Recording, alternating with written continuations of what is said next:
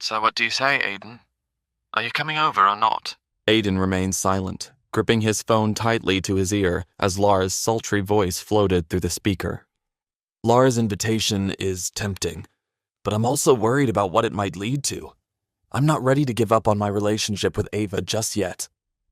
There's something you should know, he finally replied.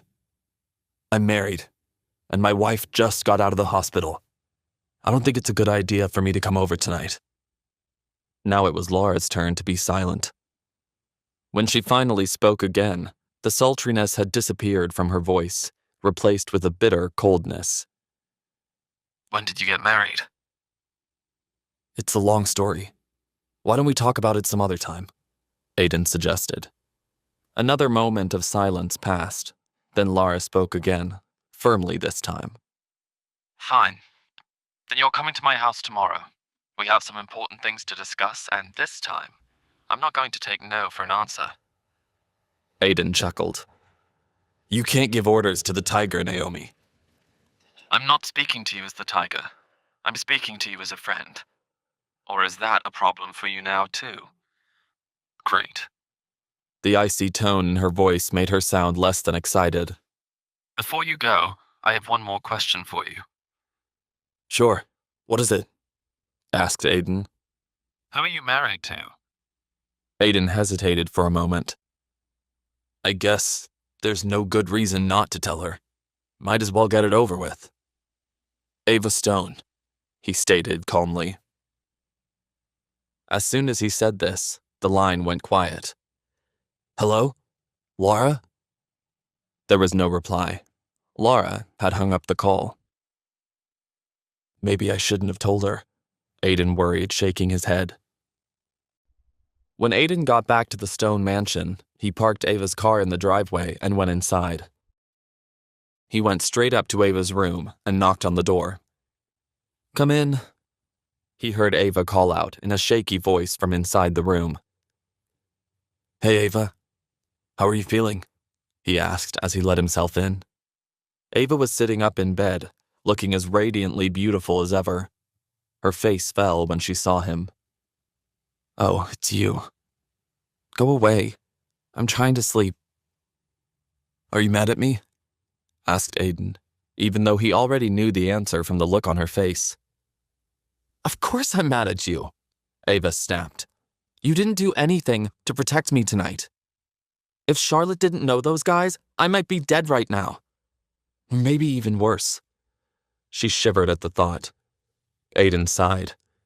If only she knew what I was capable of. But if she did, my identity as the tiger would no longer be a secret. When I noticed you fell and hit your head, my only concern was making sure you were safe. That's why I rushed you to the hospital. Ava scoffed. Oh, drop the act, Aiden. You're a coward, not a hero. If Craig were there tonight, he would have protected me. He would have taught those guys a lesson. Aiden furrowed his brows. You really think Craig would have been able to take all 4 of those guys alone? He beat up those thugs who were harassing me at the bar, didn't he? While you were nowhere to be seen. Ava scolded.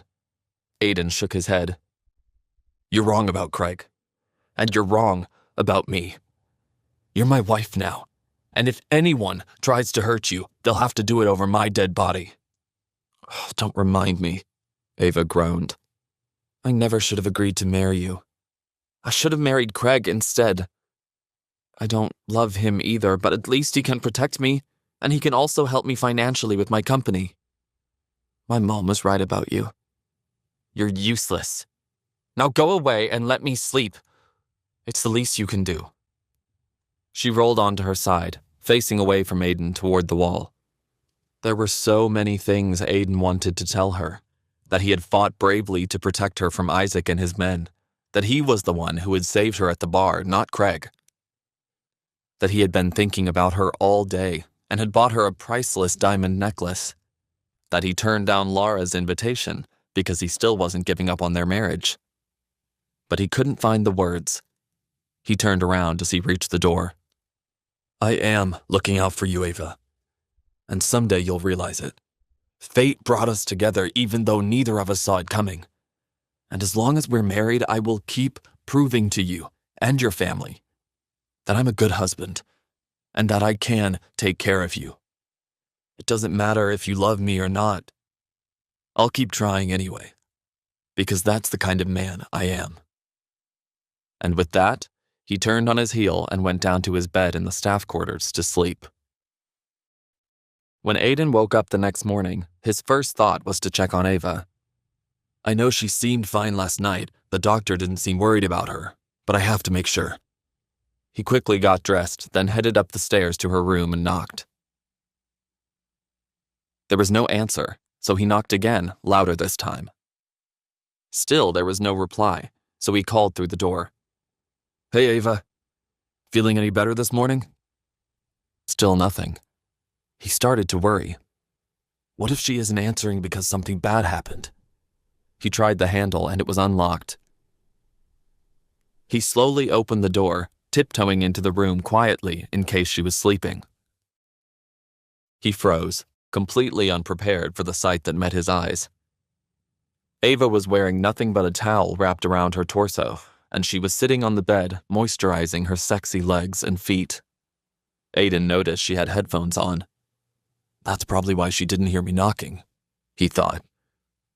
He knew he should turn around and leave, but for some reason, he couldn't take his eyes off of her. Still, he forced himself to look away, just as she noticed him standing there. "What are you doing in my room?" Ava screamed. "How dare you walk in without my permission?" She jumped up from the bed and tightened the towel around her body. Aiden's face turned bright red. "I tried knocking, but you didn't answer. I was starting to worry," he stammered. "Even my mother knows better than to come into my room without being invited. Get out!" As Ava pointed to the door, she turned and saw her grandfather Harvey standing there, chuckling to himself. "Ha ha ha ha. Glad to see you newlyweds are finally getting acquainted." Catching Aiden and Ava together like that, with Ava fresh out of the shower, had clearly amused him. "Grandpa, it's not what it looks like." Ava shook her damp hair and clutched the towel even more tightly around her body. Harvey waved her off. "There's no reason to be ashamed. You're married to each other now. Besides, compared to walking in on you at the hotel, this is nothing. In fact, I'm quite pleased to see that my plan is working out better than I expected." Ava groaned with frustration. "But Grandpa, we just—" Harvey held up his hand to cut her off. "No time for small talk.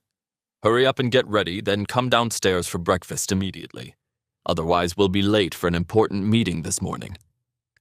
I want you to come with me." Ava's brows arched in surprise. "You want me to come? I thought Shane was handling the family business now." "Things have changed. I will explain everything, but there's no time for small talk. I'll tell you more at breakfast." As he turned to go, Harvey took one more look at them, shaking his head. "Next time you two decide to get it on, shut the door, will you?" he teased. As soon as Harvey was gone, Ava began scolding Aiden again. "Great, now my grandfather thinks we're smashing." Aiden shrugged. "I don't know what the problem is. He seemed pretty happy about it." "I bet he'd be even happier if we really smashed," he teased.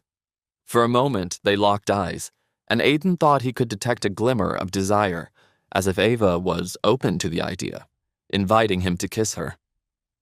But just as quickly as it appeared, it was gone. "You heard my grandfather. I don't have time for your jokes right now. Get out! And don't ever come into my room again without my permission." Then Ava pushed Aiden out of her bedroom and slammed the door in his face. What is the important meeting that Harvey wants Ava to attend? And why does he want her there? Wait, that's not the end. You've just had a free taste. Now get the full story on the Pocket FM app, link in description. Check out our next video and playlist, and don't forget to like, share, and subscribe.